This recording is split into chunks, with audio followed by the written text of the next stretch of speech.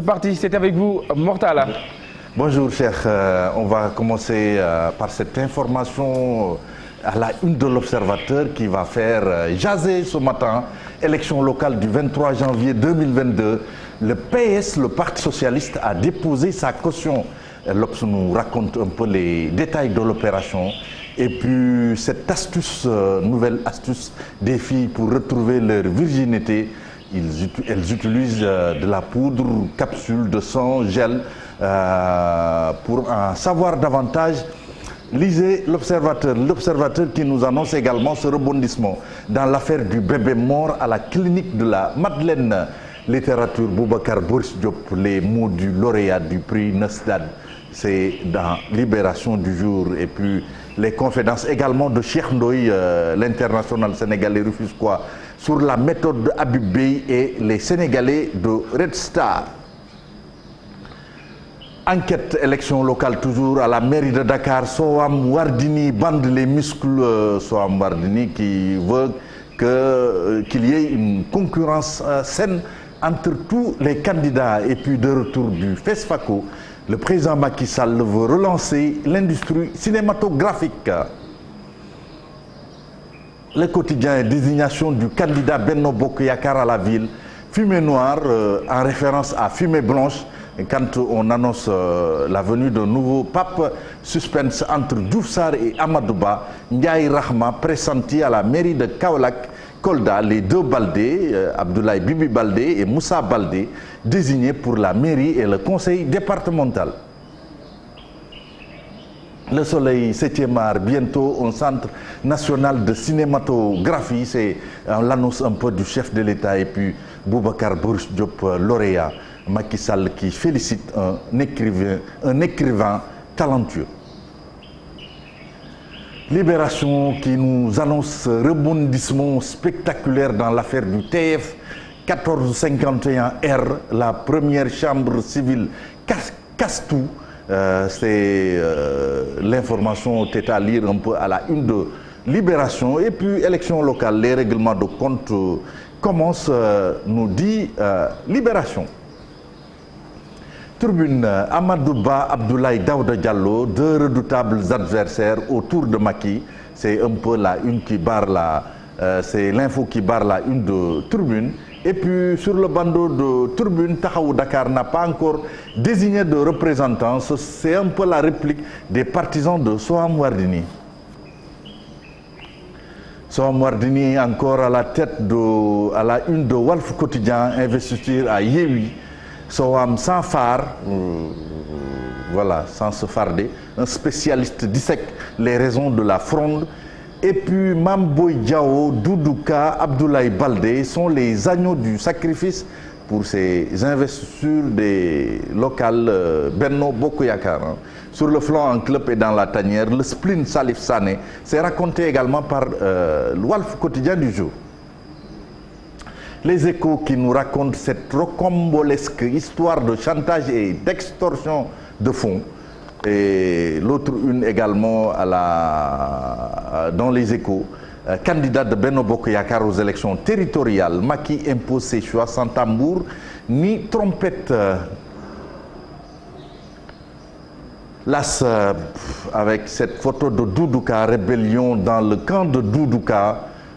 Ça se passe à Ziguinchor et puis Macky Sall exige la régulation du secteur. C'est par rapport un peu à la baisse du prix du loyer. Vox Pop avec cette photo de Abdoulaye Wade qui fait son jogging. Wade, la botte secrète de Wallu à Dakar, c'est la question qui barre la une de Vox Pop. La confirmation de cette candidature va créer un tsunami dans le landerneau politique, nous annonce Vox Pop. Et puis la première sortie de Amadou Ba, c'est également à lire dans les colonnes de Vox Pop. Sur sa conférence des leaders de Yewwi Askan Wi qui multiplie les nuits blanches dans le cadre de ses investitures, Source A nous raconte les derniers développements. Et puis aucune désignation n'a été faite. Les comploteurs doivent être identifiés. C'est un peu la sortie des partisans de Soham Wardini à lire en pied de page de Source A. Le Témoin, duel Soham Wardini, Barthélémy Diaz, le jeu clair-obscur de Khalifa Saleh disséqué par le journal et l'affaire du bébé calciné également. Le Témoin revient sur ça pour nous dire qu'il y a un intense lobbying pour faire libérer les 3 employés de la clinique Madeleine. Sud Quotidien, investiture de Benno pour les locales 2022, Macky abat ses cartes. C'est la une de Sud Quotidien. Soham qui défie Barthélémy Diaz, il est toujours candidat à la candidature de Taxawu Sénégal à la mairie de Dakar. Record qui met à sa une ses propos de Lys Moussé Mendy quand même. C'est un franco-sénégalais qui évolue en premier chip Sheffield United. Il a fait sa formation au Havre en même temps que Ferland Mendy. Il dit qu'il a envie de jouer la CAN. Il dit également qu'il n'a pas peur de la concurrence, qu'il y a beaucoup de bons joueurs au Sénégal. Aliou Cissé, un clin d'œil à Aliou Cissé. Et puis le Barça qui est bien malade, n'en déplaise à Cheikh Tidiane Diao. Comment il a été limogé hier. Rayo Vallecano 1, Barça 0. Ce gros plan fait exprès par El Hadj Malick. Merci El Hadj Malick. Et puis cette déroute également historique du Bayern qui a été bâti 5 buts à 0. Bayern, ça n'arrive pas souvent. C'est souvent le contraire qui se produit. Liverpool de Sadio Mané invaincu après 9 journées comme en 2019-2020. Liverpool de Sadio Mané retrouve son rythme de champion. Et puis le ballon d'or qui a fuité, Lewandowski, le Polonais qui est devant Messi et Karim Benzema et puis Neymar également. J'ai dit une chose mais les gens ont compris autre chose, c'est cette sortie qui va faire polémique de Neymar. Sunu lamb Reug Reug qui défie l'homme le plus fort au monde.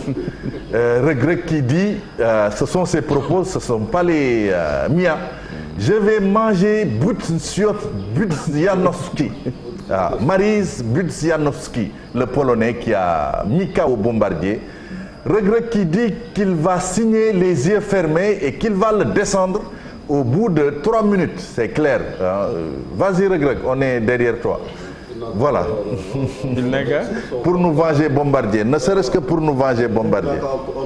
Budzianowski. Non, d'abord ici avec Guigui, il a un combat signé Mao Cissé. Avant qu'il ne parte le bas, il faut qu'il... Non, mais je pense que Reug Reug peut le faire. Moi, j'ai confiance en lui. Ah bon? Il faut nous venger Bombardier. Mais il y a un autre qui veut tirer sur l'ambulance. Rocky Balboa qui réclame sa revanche sur Bombardier, contre Bombardier. C'est où ça? Rocky Balboa qui réclame sa revanche contre Bombardier.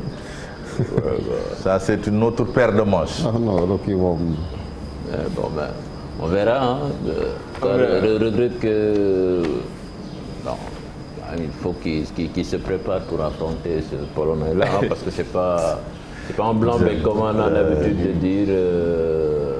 Il a l'expérience, il a la force. Je pense que pour le battre, il faudra se lever très très tôt, même si Reug quand même c'est une bête physique. Même pour battre entre guillemets son nom, c'est un problème. Budzianowski. Même pour prononcer le battre comme ça sur son nom, c'est un problème. C'est un souci. C'est tout un problème. Voilà. Noski. Budzianowski. Lewandowski. Polonais. Maryś. Vient de nous dire que le ballon d'or a fuité et que il serait attribué au Polonais Lewandowski. Bon, ce serait une logique, hein, si jamais cela se confirme. Pas logique. Il n'a pas fait l'année dernière une saison de ballon d'or. La saison Covid, là, c'est clair qu'il n'y a pas de débat. Il n'y avait pas photo. C'était le meilleur joueur. Il a marqué beaucoup de buts. Il a tout gagné avec son club, le Bayern. Malheureusement, France Football avait décidé de ne pas attribuer le ballon d'or. Mais l'année passée, Lewandowski, déjà, il a disparu en quart de finale en Ligue des Champions, en huitième de finale même lui, puisqu'en quart de finale, il n'avait pas joué face au Paris Saint-Germain. Il était absent, son équipe a été éliminée à l'Euro, la Pologne éliminée au premier tour n'a même pas pu finir parmi les meilleurs troisièmes. Et on se dit que dans ces conditions-là, je le vois mal gagner le Ballon d'Or. Si on le lui donne, c'est pour compenser peut-être... Toute une carrière, hein. Je pense que ces dernières années, il fait partie des... Non, actuellement, c'est le meilleur avant-centre. Donc, tout ça aussi, je pense que ça doit compter. Mais maintenant, comme c'est une élection... Si on raisonne ainsi, je sais pas, on piétine les critères. La dernière, Messi a remporté le Ballon d'Or sans le mériter. Hein. L'année dernière, récompense individuelle. La dernière fois, là. sans le mériter. Bon, Messi. Oui, comme c'est une élection aussi, c'est des fois aussi un peu subjectif. Ce sont les, voilà, donc, quand même, les entraîneurs. Le vote, c'était Les carrément en plébiscite. Hein, même. Oui, En plébiscite, si vous dites qu'il n'a pas les supporters. mérité. Hein? Par les supporters. Non, par les journalistes. Ballon d'Or sont les journalistes c'est des journalistes qui votent. Les capitaines aussi. De best également, il y a les journalistes, les entraîneurs. Il y a aussi les capitaines des sélections nationales. Les capitaines qui votent. Et aussi bien le best, mais s'il avait remporté haut la main le Ballon d'Or. Je dis, des fois aussi, c'est des secrets du vote, mais comme tu dis aussi, il y a le nom, l'aura du joueur qui compte au moment des votes et surtout les dernières performances. Parce que les concurrents, à part Messi, peut-être qui a remporté la Copa. Non, il y a des joueurs qui ont fait de très belles choses l'année dernière. Je pense à Jorginho. Lui, certainement, il va souffrir de cette aura qu'il n'a pas. Sergio, qui n'est pas un fan de football, si tu lui demandes qui est Jorginho, il ne connaîtra pas. Mais si tu lui dis Messi, Benzema, il saura certainement de qui tu parles. Mais pas Jorginho, lui, qui a tout gagné. L'année dernière, champion d'Europe avec l'Italie, oui. Et puis gagner la Ligue des Champions avec Chelsea. Oui, ça. Voilà, c'est après la Super Coupe avec Chelsea. Il est sous-coté, comme on dit. Bon, c'est qu'il a souffert des statistiques du football actuel. Parce qu'en fait, avant lui, il y avait Iniesta, il y avait Xavi. Et ces joueurs-là méritaient largement de gagner le Ballon d'Or.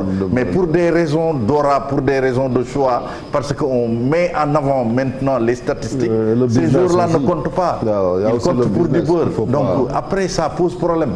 Actuellement, on parle de Benzema. Si on voit les statistiques de Benzema, mais c'est fou ce qu'il peut marquer des buts, ce qu'il peut en mettre. Mais bon, derrière, il y a des joueurs qui comptent pour rien. Et déjà, si on prend l'année civile 2021, bon, je mettrais Mohamed Salah devant Lewandowski. Par exemple. Parce que Salah, comme Lewandowski l'année dernière, c'était pas folichon, mais il est en train de terminer fort. Parce que il y a une année, je pense que c'était en 2014, c'est comme ça que Ronaldo avait gagné le Ballon d'Or. Et c'est un match de barrage que face à la Suède. D'Ibrahimovic qui avait fait pencher la balance. Et là, Salah, il est en train de faire... Et là même, je me dis... Et même dans ce Ballon d'Or qui a fuité, il est quatrième. Même le Ballon d'Or africain. C'est ça le problème, le Ballon d'Or africain. Tout le monde disait que ça allait se jouer entre Edouard et Riyad Mahrez. Oui, mais maintenant, Salah est en train de perturber tout. Parce que Salah est quatrième sur ce Ballon d'Or qui a fuité. Et il est considéré comme étant, bon, là, actuellement c'est le meilleur. Même devant Cristiano Ronaldo, la dernière fois, il a un triplé quand même, c'est pas... Merci, cher. Donc pour dire que... En tout cas, c'est pas joué d'avance. Merci, cher. Vous ne parlez pas de commande, là? Merci beaucoup. Je ne réponds pas à la provocation. Il faut s'arrêter sur le limogeage de l'entraîneur. Comment non? Ça, c'est pas aussi... Pourtant, au vu du résultat, quand même, quand on voit le match et le penalty raté par le néerlandais, comment il s'appelle encore? Memphis Depay. On se rend compte que, voilà, parfois, ça manque de chance. Hein. Ça veut pas réussir. Parfois, ça cloche, en fait. Tu as tous les atouts pour réussir, mais il te manque cette chance pour faire bouger les lignes, quoi. Mais comment Et si Memphis Depay avait marqué ce penalty, peut-être, voilà. Mais malheureusement, c'est tout un amas de résultats négatifs qu'il a accumulé, qui est à l'origine peut-être de ce limogeage. C'est plus profond que ça. Je pense que son sort était scellé depuis très longtemps. Ils attendaient le bon moment pour s'en séparer. Avec Coman, l'équipe n'arrivait pas à franchir un cap. On ne sait pas vraiment où il veut aller. Et comme tu le dis aussi, il a manqué de chance aussi parce que déjà, il a du mal à avoir à sa disposition ses attaquants. Agüero, il revient à peine de blessure. Ansu Fati qui revient de blessure, qui est out encore pour 2 matchs à cause des douleurs au genou. Dembélé en instance de reprise. Et moi, je pense que ces jours-là manquent actuellement à ce Barça. Mais ça ne justifie pas le management de Coman qui, de la vue de beaucoup d'observateurs, n'est pas du tout bon. Et là, il a été démis. Chérif demandait tout à l'heure qui pour le remplacer. Tout le monde dit qu'actuellement ce sera Xavi. Xavi qui est au Qatar, qui a discuté avec le président. Apparemment, ils sont d'accord sur les termes du contrat. Le président aussi n'est pas exempt de reproche. Je pense que le management du Barça aussi pose problème. Parce que s'ils ont un nouvel entraîneur qui vient, sur le terrain aussi, il n'a pas de bons joueurs ou un bon effectif. Hein. On a vu ce qui s'est passé avec le départ de Messi, Suarez aussi, la même chose. C'est un problème de dirigeants. Ce sont les dirigeants du Barça qui passent derrière Messi. C'est que par Messi est parti, le Barça n'est plus le même. Non, Messi parti, le Barça n'est plus le même. Non, ça, il faut s'en rendre compte. Messi parti, le Barça n'est plus le même. Non, c'était avant, même l'année dernière aussi. C'est vrai que Messi était là, mais il y avait quelque chose comme l'âme était là. Le Barça a perdu son âme. Oui, mais Messi est parti. Mais il n'y a pas que Messi. Messi est parti, mais il n'y a plus d'attaquants. Griezmann est parti lui aussi. Dembélé est blessé, Ansu Fati est blessé. Ils sont allés prendre leur... Non, après 10 mois d'arrêt, on ne reprend pas, on ne devient pas, je sais pas, hyper performant après 1 an d'arrêt comme ça pour un gamin de 18 ans. Dembélé, vous ne pouvez pas compter sur lui. Mais là, tu perds tout ton attaque et tu vas aller prendre, peut-être c'est là la grossière erreur, d'aller prendre le remplaçant de l'attaquant de Séville, Luc de Jong, que vous amenez et qui n'est pas du tout bon. Forcément, ça va se ressentir sur les résultats et l'issue est inéluctable. Dommage. Merci. Voilà. Merci beaucoup Cheikh Tidiane Diao. Il est exactement 7h15. Chers téléspectateurs de la télévision Futur Média, si vous nous rejoignez... La pensée africaine du jour, vous allez sauter, hein, c'est pas non, fini, hein. non. À présent, d'accord. À présent, Mortala, le proverbe africain du jour avec la complicité de El Hadj Malick.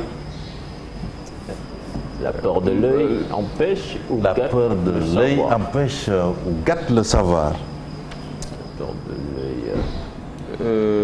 l'œil. Le philosophe, c'est Chérif ou Cheikh Tidiane? Je pense que ça. Je commence par Chérif. La peur de l'œil. C'est un proverbe mossi du Burkina Faso. La peur de l'œil empêche ou gâte le savoir. Le savoir. Moi, je pense que c'est le mauvais œil, quelque part. Quoi, que si vous voulez réussir, il faut se prémunir du mauvais œil, je pense bien. Bon, essayez toujours, je peux donner toujours la définition. Hein. Non. J'attends que Chérif peut-être... Voilà, exactement. Est-ce que c'est pas... Ça relève de l'importance aussi de l'œil, comme on dit, parce que nous avons nit moy bët. De l'œil. C'est pas ça. C'est pas ça, Mortala. Non. Donc donne la définition. La définition, c'est quand on apprend, il ne faut pas avoir peur de l'œil de celui ou celle auprès de qui on est en train d'apprendre. Autrement dit, entre le maître, la maîtresse et l'élève, il n'y a aucun sujet tabou et les rapports doivent être francs et sans peur ou crainte. et les rapports doivent être francs, sans cœur ou crainte. Il n'y a pas de sujet tabou quand on discute avec son professeur. Il faut, par exemple, il faut poser de toutes les questions. Il n'y a aucune question qui est ridicule. Donc voilà, et c'est un peu de... C'est cette peur-là, cette peur de l'œil. Non, c'est vrai que je pense que ce sont plus les enfants qui sont en salle de classe qui sont souvent confrontés à ce genre de problème. Parce que la timidité peut t'empêcher de t'épanouir. En classe, des fois, un professeur peut se mettre devant ses élèves, expliquer le cours.